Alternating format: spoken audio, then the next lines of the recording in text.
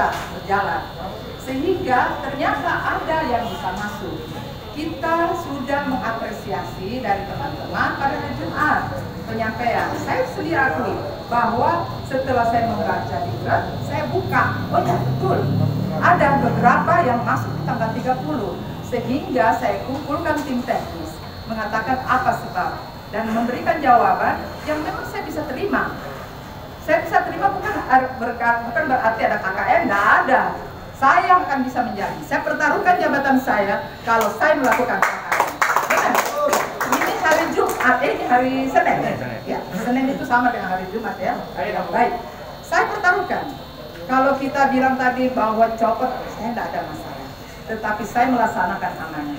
Saya menjamin, makanya saya juga tidak bisa serta-merta ya untuk staf saya. Tapi saya minta pertanggungjawabannya. Dia bilang iya. Tetapi memang ada masyarakat. Solusinya apa? Ini kan berbahaya. Akhirnya mereka memberikan saya solusi. Akunnya tidak hilang. Mereka tetap terdaftar. Tetapi masuk ke tanggal 1. Jadi saya anggap tanggal 30 itu sudah selesai. Dan itu saya sudah berikan penjelasan kepada teman-teman semua pada saat hari Jumat.